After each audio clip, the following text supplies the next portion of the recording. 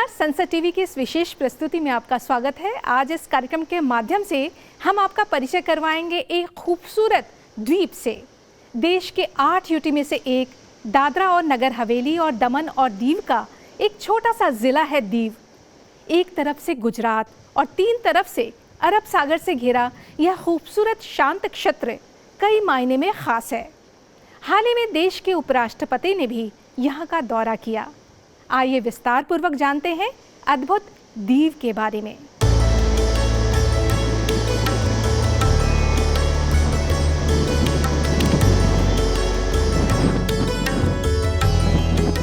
विश्व का सबसे बड़ा लोकतंत्र है भारत। वर्तमान में इस देश में 28 राज्य हैं और 8 यूटी यानी केंद्र शासित प्रदेश हैं। केंद्र शासित प्रदेश एक ऐसी इकाई है जहां केंद्र सरकार द्वारा शासन होता है। हालांकि कुछ मामलों में अपवाद भी है। केंद्र शासित प्रदेशों में केंद्र सरकार की ओर से उपराज्यपाल को नियुक्त किया जाता है। एक केंद्र शासित प्रदेश में विधानसभा हो भी सकती है और नहीं भी।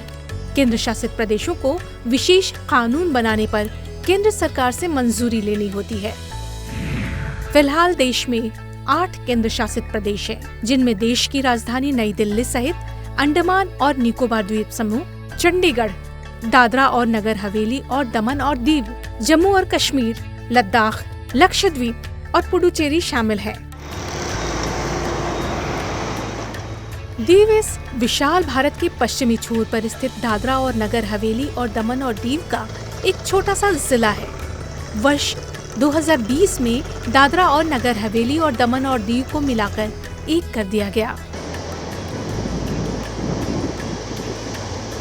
दीव गुजरात के वेरावल बंदरगाह के पास काठियावाड़ के तट से थोड़ा दूर स्थित एक द्वीप है, जिसकी तटीय लंबाई 21 किलोमीटर है और यह नवगठित केंद्र शासित प्रदेश दादरा और नगर हवेली और दमन और दीव की राजधानी दमन से लगभग 768 किलोमीटर दूर है। दीव उत्तर में गुजरात के गिर सोमनाथ और अमरेली जिले से और 3 तरफ से अरब सागर से घिरा है।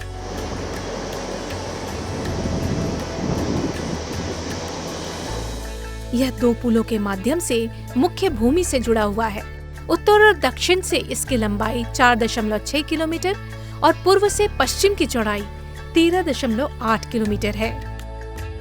दीव का एक हिस्सा जो मुख्य भूमि से जुड़ा है उसे घोघला कहते हैं, वहीं दूसरा छोटा हिस्सा सिम्बर कहा जाता है।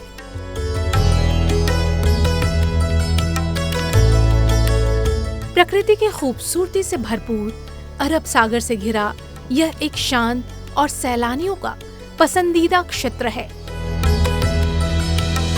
ऐतिहासिक रूप से भी दीव काफी समृद्ध है। दीव उन राजवंशों के राज्यों का हिस्सा रहा जिन्होंने गुजरात सहित पश्चिमी भारत पर शासन किया। सोमनाथ पाटन के वाजवंश के अंतिम राजा ने 15वीं शताब्दी के पहले दशक में दीव पर शासन किया। इसके बाद दीव गुजरात के मुस्लिम सुल्तानों के नियंत्रण में आ गया, जिन्होंने अगली 1.5 शताब्दियों तक वहां शासन किया। 1535 की शुरुआत में पुर्तगाली गवर्नर डी कुन्हा ने दीव पर कब्जा करने के लिए अपने अभियान का नेतृत्व किया, लेकिन वह सुल्तान से हार गए थे। हालांकि उस अवधि के आसपास गुजरात के सुल्तान बहादुर शाह का राज्य मुगल आक्रमण से भी जूझ रहा था। एक तरफ मुगल राजा हुमायूं और दूसरी तरफ दीव के द्वार पर पुर्तगालियों का दबाव।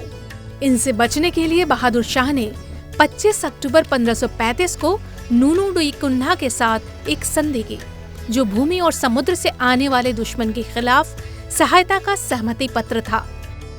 बदले में उन्हें दीव में एक किला बनाने की अनुमति मिली और बंदरगाह में इस उद्देश्य के लिए जगह दी गई। 1546 में दीव पर पुर्तगालियों ने कब्जा कर लिया और 1961 तक वहां शासन किया। 19 दिसंबर 1961 को दीव को पुर्तगालियों से आजाद करवाया गया।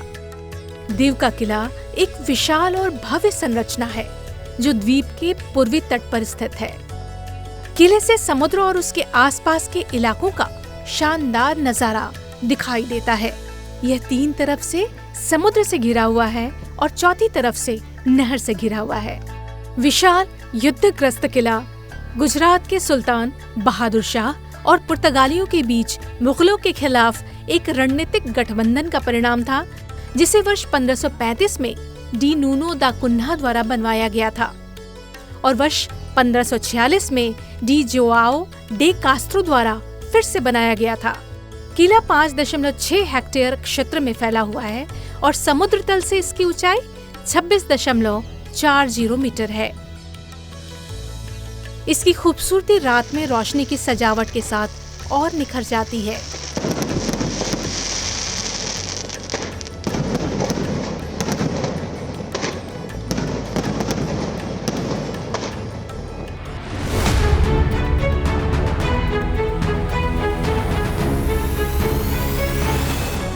दीव की अनेक विशेषताओं में से एक है वहां स्थित खुखरी मेमोरियल।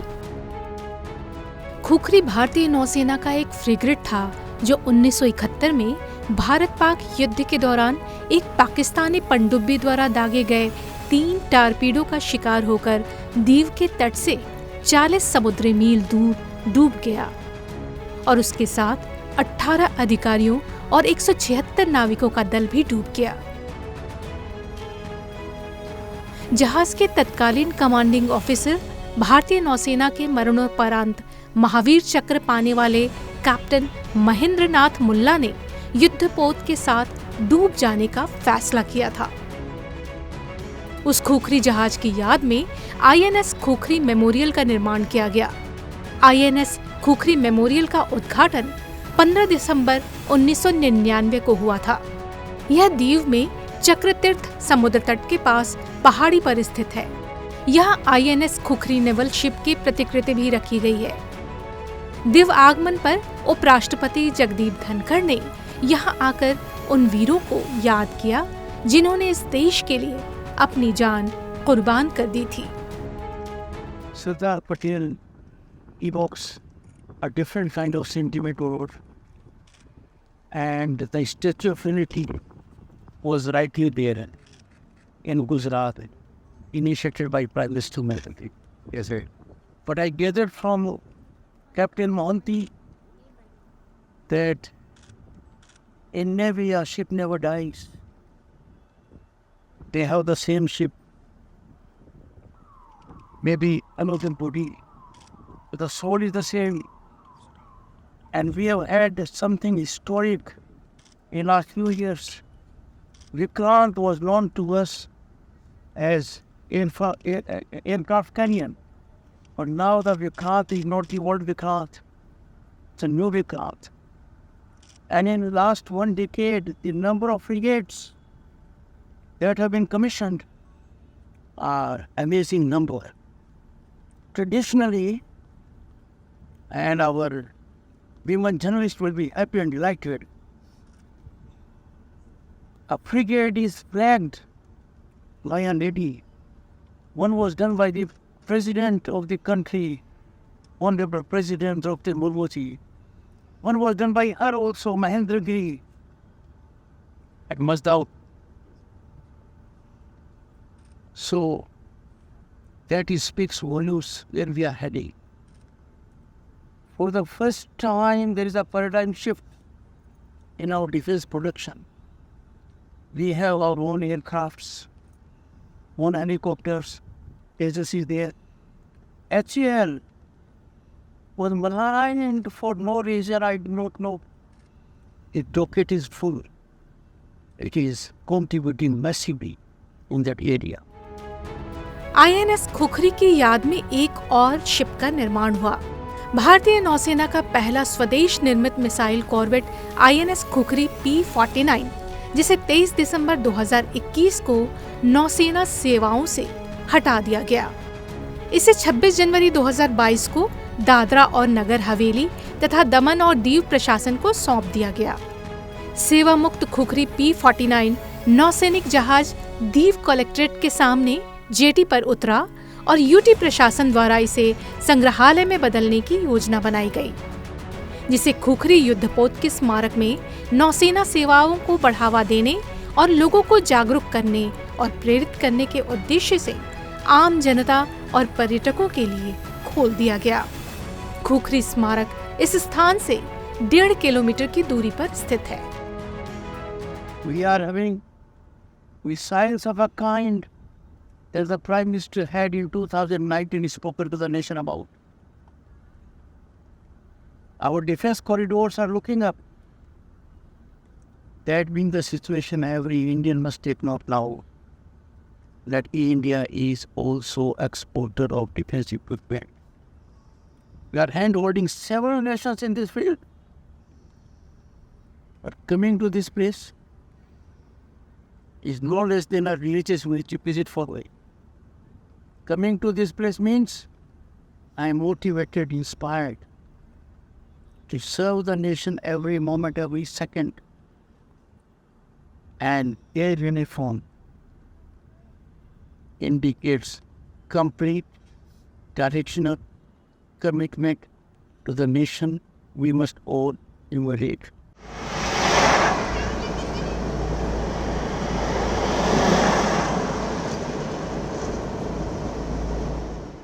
दीव जिला पंचायत एक स्वतंत्र स्वायत्त निकाय का मुख्यालय है।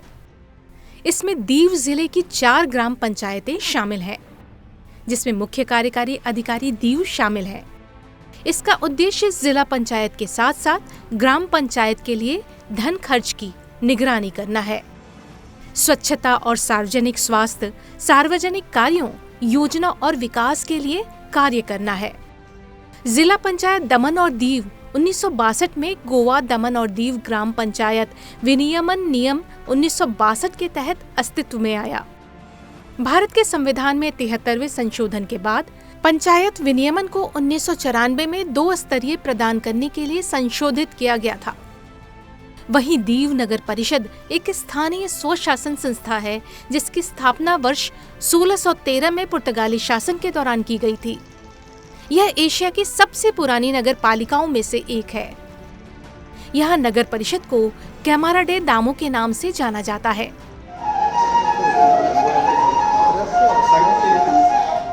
उपराष्ट्रपति जगदीप धनखड़ ने दीव में स्थानीय पंचायत और नगर परिषद के निर्वाचित प्रतिनिधियों के साथ मुलाकात की, उनसे बातचीत की और लोगों का हाल जाना। इन प्रतिनिधियों और प्रशासन का ही प्रयास है जिससे सरकारी योजनाओं का लाभ यहाँ के लोगों को मिल पा रहा है। प्रधानमंत्री नरेंद्र मोदी की पहल पर शुरू की गई प्रधानमंत्री आवास योजना शहरी के तहत यहाँ के लोगों को सस्ते दामों पर घर की सुविधा मिल रही है। उपराष्ट्रपति जगदीप धनखड़ ने इस योजना की यहाँ शुरुआत करते हुए जरूरतमंदों को घर की चाबी प्रदान कर उनका मुंह मीठा कराया। हजारों साल पहले भारत था, बीच में रास्ता भटक गए। गत दशक में जो छलांग लगाई है, जो बड़ी छलांग लगाई है, जो बड़ा सोच रहा है, उसने भारत को दुनिया का मुख्य केंद्र बना दिया है। आज का कार्यक्रम देखिए कितना सुखद है, कितना साधुवादी है। क्या कभी कल्पना की थी कि सरकार की मदद से इस प्रकार का आवास बनेगा? बिजली होगी, गैस होगी, टॉयलेट होगा, और प्रधानमंत्री जी ने अब सोलर का भी सिस्टम चालू कर दिया है। बहुत बड़ा बदलाव जिसको सोचा नहीं था वो हो रहा है। और सबसे बड़ा काम जो आज हुआ है, जिसका असर दर पीढ़ी पड़ेगा, इन मकानों के मालिक कौन है? मालकिन है, महिला शक्ति है। मकान की चाबी महिला के पास है।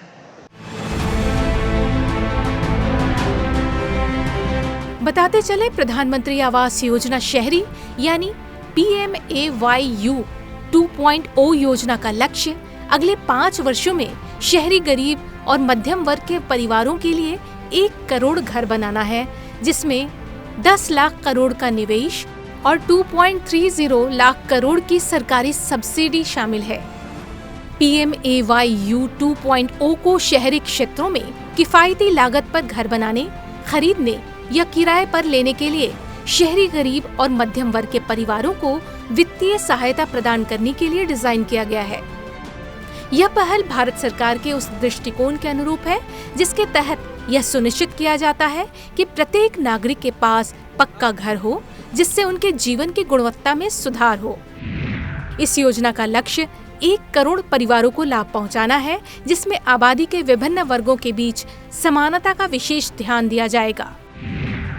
झुग्गी झोपड़ियों में रहने वाले लोगों, अनुसूचित जाति जनजाति, अल्पसंख्यकों, विधवाओं, विकलांग व्यक्तियों और समाज के अन्य वंचित वर्गों सहित हाशिए पर पड़े समूहों पर इस योजना के तहत विशेष ध्यान दिया जाएगा। इसके अतिरिक्त सफाई कर्मी, रेहड़ी पटरी वाले, कारीगर, आंगनवाड़ी कार्यकर्ता और झुग्गी झोपड़ियों, चौलों में रहने वाले लोगों जैसे समूहों को इस योजना के तहत सहायता मिलेगी। PMAY 2.0 योजना आर्थिक रूप से कमजोर वर्ग, निम्न आय वर्ग और मध्यम आय वर्ग से संबंधित परिवारों के लिए खुली है, जिनके पास देश में कहीं भी पक्का घर नहीं है। इनमें पात्रता के लिए आय मानदंड भी तय हैं, जिनमें आर्थिक रूप से कमजोर वर्ग परिवार की वार्षिक आय 3 लाख तक होनी चाहिए। वहीं निम्न आय वर्ग परिवार की वार्षिक आय 3 लाख से 6 लाख तक होनी चाहिए और मध्यम आय वर्ग परिवार की वार्षिक आय 6 लाख से 9 लाख तक होनी चाहिए।